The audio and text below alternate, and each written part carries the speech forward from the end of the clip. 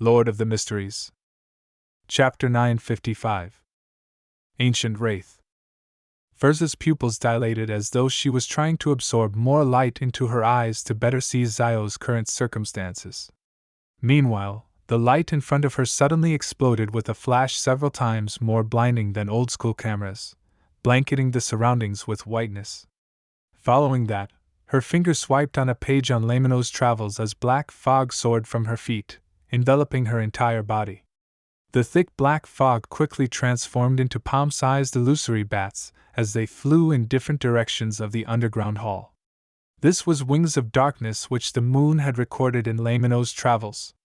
Its original use was to enhance one's speed and bestow temporary flight capabilities while producing a horde of blood-sucking bats to attack the enemy. However, Firz didn't use it for this purpose. Instead, she used it as a prop for her performance. After the illusory bats flew away, the space where Firz stood was already empty. At some point in time, she had appeared more than 10 meters away.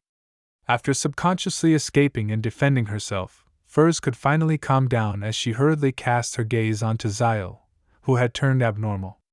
However, Zio only appeared to have slightly disheveled blonde hair with malt-colored skin due to her continuous forays out in the sun.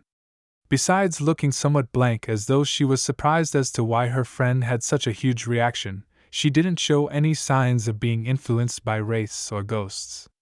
"What happened?" Zio asked warily. Firz narrowed her eyes without directly replying to her. Flipping through Lamino's travels' pages, she asked, "Zio, how tall are you?" Seemingly realizing something, Zio answered, 152. "Isn't that so?" Just as she said that, Firz's fingers slid across the notebook's page, which was filled with symbols and magical labels. Silently, a holy light swirling with fire plummeted down from above. The unadulterated and bright light instantly enveloped Zio before rippling outward with sunlight. As the blazing light stabbed into Firz's eyes, she saw the hall collapse and the surrounding space shatter like glass. This feeling was gone in a flash as Firz realized that she was still in her original spot. She had yet to flee. That was an illusion. She hurriedly turned to the side and saw Zio looking at the damaged region of the heavy door. Firz deliberated for a moment and asked, "Zio, how tall are you?" Zio glanced at her and angrily said, "Stop asking such inane questions." "Phew, she's real." Firz heaved a sigh of relief as she quickly described her encounter to Zio. After a few seconds of thought, Zio used her lantern-wielding hand to nudge Firz's arm. "Let's retreat. Perhaps the closer we are to that door, the easier it is to hallucinate." "Yes, that's possible." Firz nodded in agreement as she quickly moved back a few steps. Following that, she surveyed the area and asked in puzzlement, "Why can't we find any wraiths or ghosts here? Such an environment should be something that they enjoy." Zio was perplexed as well. She then did a careful observation before landing her gaze on the blob of sunlight floating above Firz's head. "Try extinguishing it," she suggested. Firz came to a realization as she immediately dispelled the light. Silent darkness blanketed the area and ruled the underground hall once more. Only the lantern's faint yellow light put up a resistance against all of this. Then, Firz saw two figures in her spirit vision. They were rather close to the bronze door. One was a female with coiled hair, wearing a knight's trousers and a garish shirt for ease of movement. The other was a man wearing silver-black armor as he held a sword that was almost snapping due to rust. The former's face was a blur as it kept wandering between the door and where Firz and Zio arrived. The latter was loitering beside the door, muttering something. "These are the two ancient wraiths?" Firz nudged Zio and said with a suppressed voice, "I see spirit bodies." "I see them as well. They aren't hiding at all." Zio curved her back as she readied herself for a fight. Firz hurriedly nudged her. "Don't be hasty. We aren't sure that they're the targets." She attempted to take 3 steps forward, but the two relatively blurry figures didn't even look at her.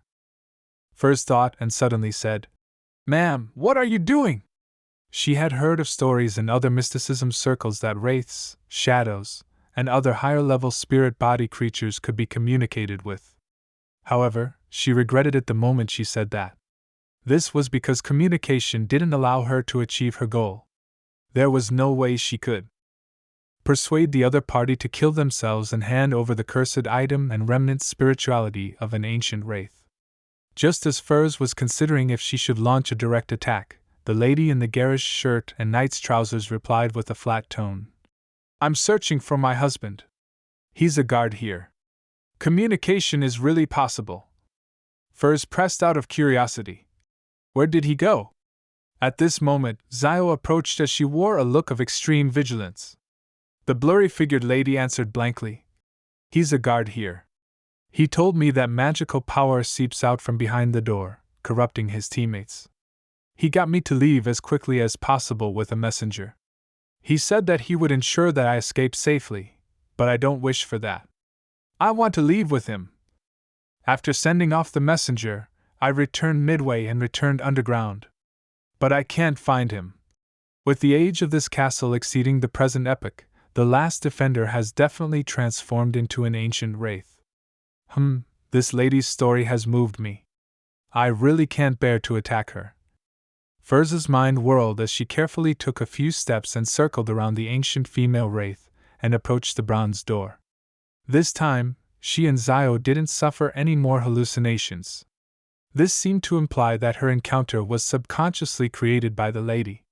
A distance from the silver-black armored knight with a rusty sword, Furs attempted to ask, Sir, what are you doing? The knight paused and said with a humming voice, I'm guarding this door of blackness. I need to ensure that my wife has escaped safely. If you meet her, tell her that her knight will fight for her to the very last moment. Door of blackness. It's clearly a bronze door. Wait, what did he say? He said that he's guarding the door to ensure that his wife can safely escape. Isn't this the other half of that woman's story which she described? This is her husband? Furs was taken aback as she kept looking back and forth between the two ancient wraiths. The lady wearing a garish shirt and knight's trousers slowly approached the bronze door before returning to the middle of the hall repeatedly. As for the silver-black armored man, he was patrolling about the door with a rotting sword in hand. At times, they would pass by without noticing each other. Such a scene must have gone on for at least 1,500 years, or even longer. Furs commented silently as she turned to glance at Zio. She realized that her friend's eyes were already welling with tears. What an easily touched person. Furs couldn't help it as she shouted at the female wraith. Look at the door. Your husband has been there all along. The lady slowed down her pace and first glanced at Furs before casting her gaze at the heavy door. Her blank gaze penetrated the knight, landing behind him. Why can't I find him? The wraith repeated her words and repeated her actions. Furs felt an inexplicable sense of sorrow, and just as she was about to shout again, she saw the knight turn to look at her and Zio. He shouted, Who are you?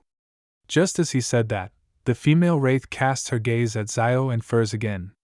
Furs immediately felt her thoughts slow down as a coldness quickly formed inside her body and rippled out, freezing her flesh and joints. As for Zio, she too was suffering from the same condition. The area around the lantern dimmed significantly. At this moment, 2 bolts of lightning lit up in Zio's eyes. This made the wraith let out a painful cry as his body turned faint. Zio instantly escaped from her frozen state and threw out the triangular blade in her hand towards the female wraith. Bolts of illusory lightning swirled around the triangular blade's tip, stabbing straight into the lady. Psychic lashing. The female wraith screamed as her body turned faint. Furs instantly snapped awake as she slid her fingers across the open Lamino's travels.